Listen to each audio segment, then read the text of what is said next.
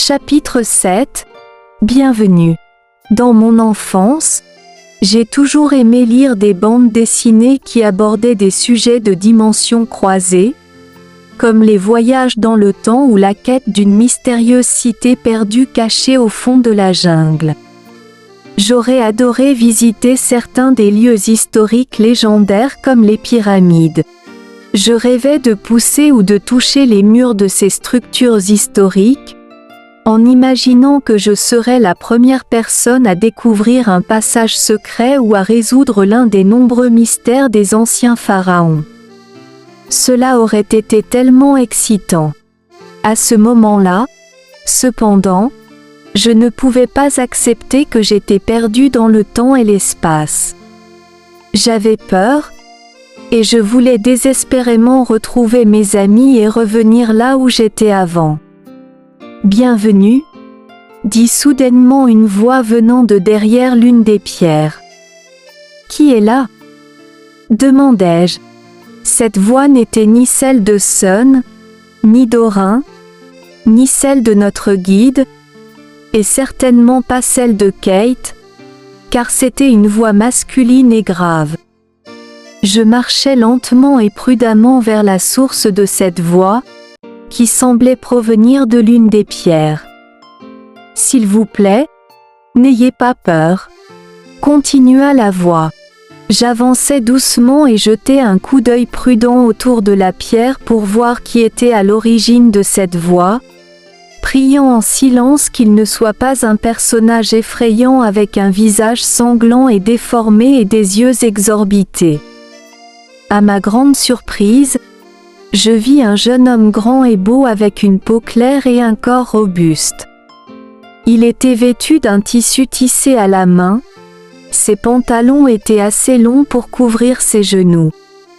Il portait un long couteau dans un fourreau en bois glissé dans sa ceinture, qui était attaché par une corde, et il portait un bandeau étroit. Il avait l'air plutôt séduisant avec ses cheveux noirs de jais, son nez aquilin et ses sourcils épais au-dessus de ses yeux profonds et perçants, ce qui lui donnait un air occidental. « Je suis désolé de t'avoir effrayé, » dit-il d'un ton désolé, et je me suis immédiatement senti rassuré en le voyant. « Qui es-tu ? Où sommes-nous ? Et as-tu vu mes amis ? Nous étions 5 ici. » Je posai rapidement 3 questions en désignant l'endroit où nous avions déjeuné. « En fait, je t'attendais depuis un moment, » dit l'inconnu. « Tu veux dire que tu m'observais depuis un certain temps ? » demandai-je avec suspicion. « Oui, je t'ai regardé quand tu étais assis, la tête penchée et les mains couvrant tes yeux, et quand tu roulais par terre. » répondit l'homme, confirmant qu'il m'avait effectivement observé pendant un moment. « Mais pourquoi ne t'ai-je pas vu ? » demandai-je. « J'étais derrière cette pierre pendant que tu étais là-bas, » expliqua-t-il. « Tu n'es pas un fantôme, n'est-ce pas ? » demandai-je, convaincu que seuls les fantômes pouvaient apparaître ou disparaître mystérieusement. « Non. Je ne suis pas un fantôme, et je n'ai pas mystérieusement apparu, » répondit-il. J'étais très surpris qu'il ait également répondu à l'autre question dans mon esprit que je n'avais même pas exprimée. « Oh oui, je peux entendre les questions que tu as dans tes pensées. Ça s'appelle le langage de l'âme. En fait, nous pouvons tous les deux communiquer sans même parler. » Il répondit à ma question avant même que je n'ai fini de la penser. « Le langage de l'âme ? » demandai-je avec méfiance. « Cela signifie parler en utilisant la télépathie. Mais ce n'est pas encore parfait. Chaque fois que je pense à quelque chose, tu ne peux pas l'entendre, mais moi, en revanche, je peux entendre tout ce que tu penses.